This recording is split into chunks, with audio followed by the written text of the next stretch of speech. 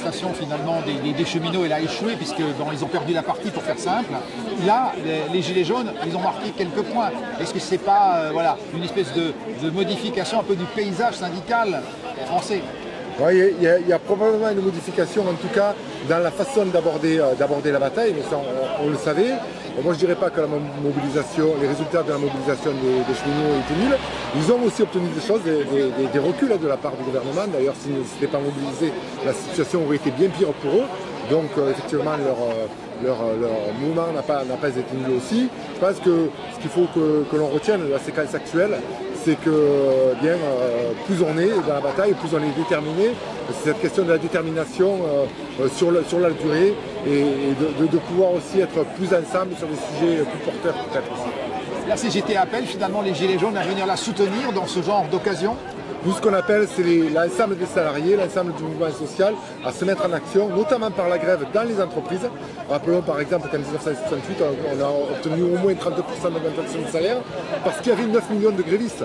Et donc c'est bien en s'en prenant à l'appareil productif que l'on pourra véritablement gagner des avancées sociales pour l'ensemble de la société. Oui, alors rappelons les motivations de la grève d'aujourd'hui, monsieur Ray. Alors aujourd'hui se tient à Paris une commission nationale de négociation collective qui va parler notamment de l'augmentation du SMIC. On sait que la ministre du Travail a d'ores et déjà dit qu'elle n'augmenterait pas le SMIC et donc on appelle l'ensemble des salariés à se mobiliser pour obtenir des augmentations de salaire partout où c'est possible. Ça voudrait dire que la promesse du président n'est pas tenue? Non, il a dit que les gens qui étaient au SMIC allaient voir leur pouvoir d'achat augmenter de 100 €. Ce n'est pas le SMIC qui augmente, hein. C'est d'ailleurs par un mécanisme de l'augmentation de la prime d'activité, mais qui était déjà prévu au budget. Hein. Il a simplement fait que avancer les échéances et donc nous on pense que pour augmenter le pouvoir d'achat, le plus simple des moyens, c'est d'augmenter les salaires.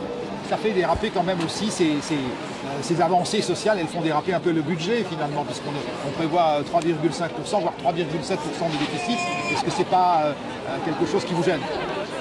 Qui a dit d'abord qui a choisi qu'il fallait absolument qu'on soit à 3% de déficit, ça c'est la première chose. On voit aujourd'hui que le pays est complètement congestionné avec ses politiques austéritaires. D'ailleurs, je prends un exemple, le gouvernement espagnol qui vient d'annoncer quasiment 20% d'augmentation du SMIC. Donc on voit bien que quand on le veut, c'est possible et c'est faisable. Merci.